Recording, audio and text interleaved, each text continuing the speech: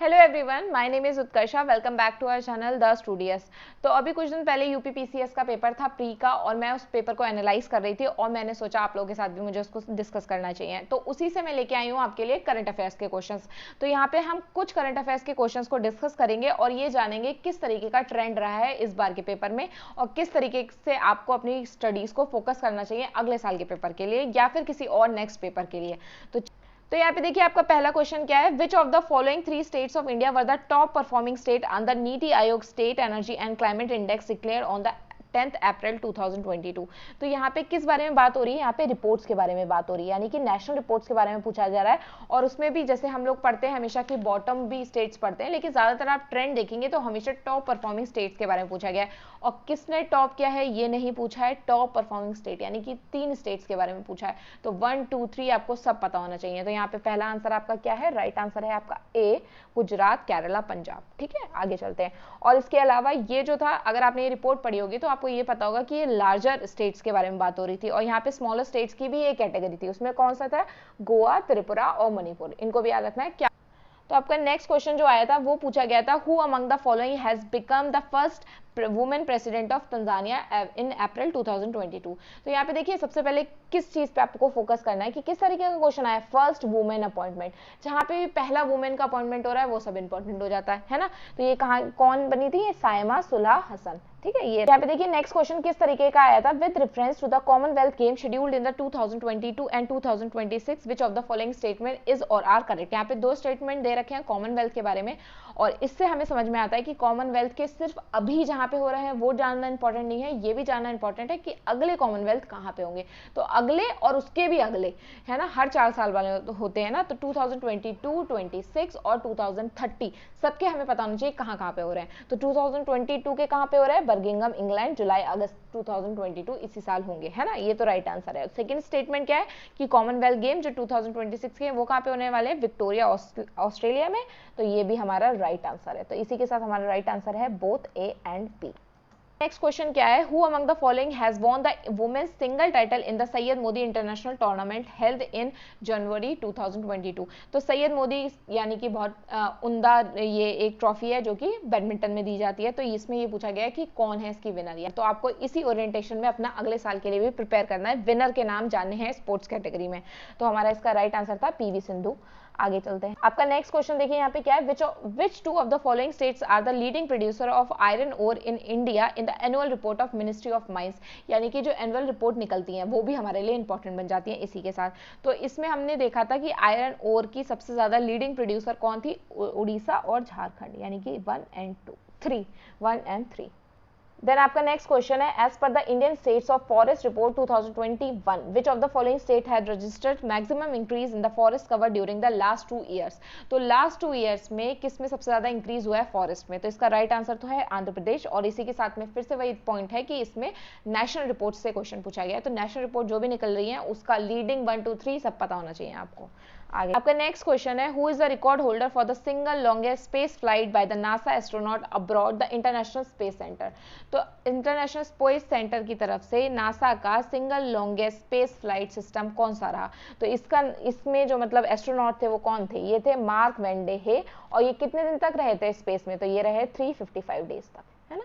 तो ये सब कुछ इंपॉर्टेंट है। आगे चलते हैं क्वेश्चन पे। वो क्या है? Who among the following have signed the agreement to resolve Assam Meghalaya border dispute in March 2022। तो आपको सबसे पहले तो ये समझना पड़ेगा कि हमारा पेपर कब हुआ है? मई में, लेकिन हमें मार्च के भी करंट अफेयर्स पूछे गए हैं और अभी आप देखेंगे आगे अप्रैल के भी करंट अफेयर्स पूछे गए हैं। तो 1 महीना पहले तक के, यानी कि मई में पेपर है तो अप्रैल 30 तक के आपको करंट अफेयर्स सब पढ़ के जाने, है ना। तो यहाँ पे राइट आंसर जो था वो क्या है? Union home minister and chief ministers of Assam and Meghalaya. ये है इसका राइट आंसर। आगे चलते हैं। नेक्स्ट क्वेश्चन है कि मेडिकल स्टूडेंट्स जो यूक्रेन से लाए गए थे वो अंडर विच ऑपरेशन लाए गए थे? तो इसका राइट आंसर है ऑपरेशन गंगा। और ये इसके अलावा अगर कोई और ऑपरेशन भी हो रहा है, चाहे वो ह्यूमैनिटेरियन नीड्स पे था, जैसे कि हमने अभी कोविड-19 में कई सारे देशों की मदद की थी, इसी तरीके का अगर कोई, जैसे अभी रशिया यूक्रेन की, हमने यूक्रेन की मदद की थी, तो ह्यूमैनिटेरियन एड जो होती है वो ऑपरेशंस, उन सब के नाम, किस किस कंट्रीज की हमने उसके तहत हेल्प करी, ये सब आपको पता होना चाहिए। आगे हमारा नेक्स्ट क्वेश्चन क्या है, which Indian player has won the gold medal in the men's 2200 metre butterfly swimming event held in Copenhagen in April 2022। इसका राइट आंसर क्या है, साजन प्रकाश। और ये तो है गोल्ड मेडलिस्ट जो इसमें जीते हैं। और इसके साथ साथ सिल्वर मेडल किसने जीता है, वेदांत माधवन ने, जो कि के माधवन एक्टर के बेटे हैं। और इसी के साथ मैंने यहाँ पे एक क्वेश्चन को इन्वॉल्व नहीं किया है, लेकिन जैसे अभी लता मंगेशकर जी की डेथ हुई थी तो उससे रिलेटेड भी एक क्वेश्चन आया था, वहां पे 2 सेंटेंस दे रखे थे और ये पूछा गया था इसमें से कौन सा सेंटेंस जो है वो सही है लता मंगेशकर के बारे में। तो ये भी पता होना चाहिए कि आपको जो जो इंपॉर्टेंट पर्सनैलिटीज की ऑबिचुरीज हो रही है ना, वो भी सब इंपॉर्टेंट है, उनके बारे में भी पढ़िए। जैसे लता मंगेशकर एक बहुत बड़ा आइकन है, तो उन्होंने कौन से अवार्ड जीते हैं, कौन से ईयर में जीते हैं, ये सब भी आपको पता होना चाहिए।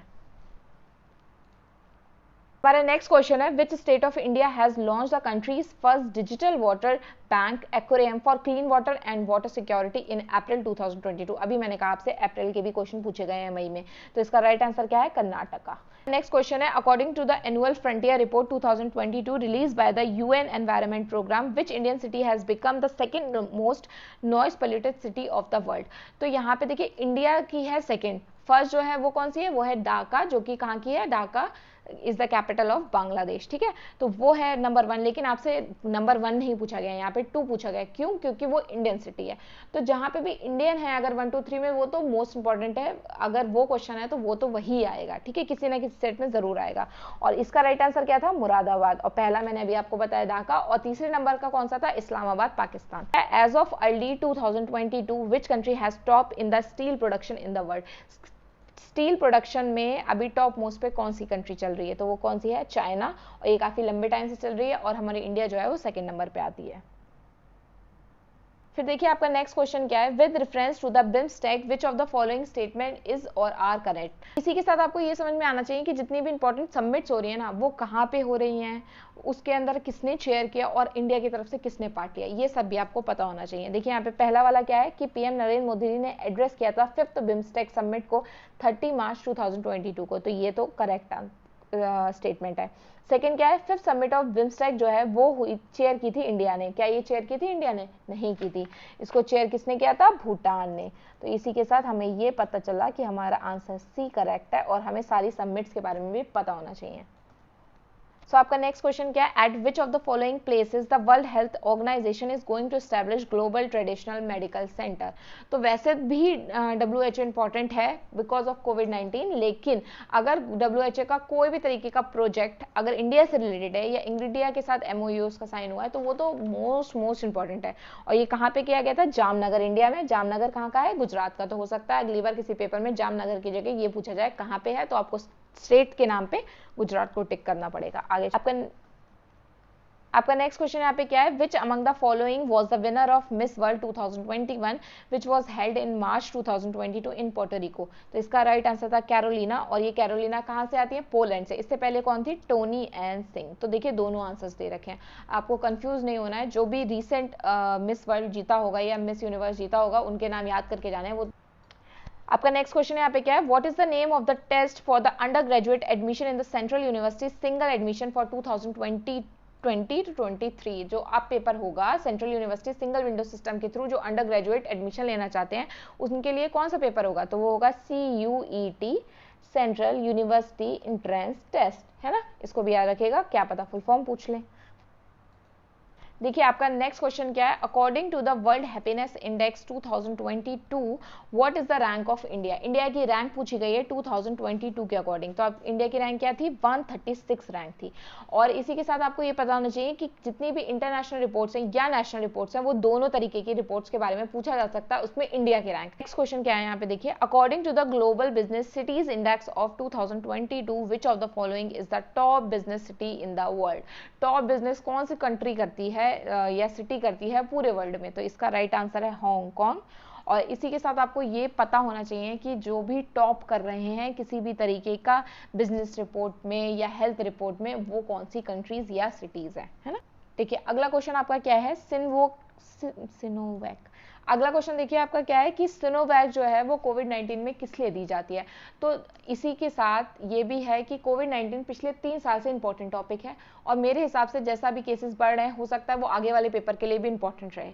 तो इसीलिए आपको ये कोविड-19 से रिलेटेड जो भी न्यूज़ आ रही है ना वो सभी इंपॉर्टेंट है आपके लिए। कौन सी वैक्सीन किसके लिए काम करती थी, तो सिनोवैक जो है वो किस लिए थी, non replicating viral factor, option D ये है इसका राइट आंसर।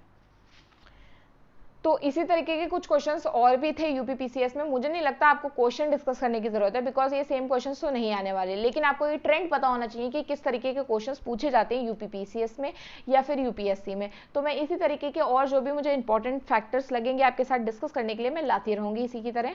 और इसी तरीके के और नॉलेज के लिए हमारे चैनल पर बने रहिए। Keep watching our channel and please like share subscribe to our channel the Studious. Okay bye.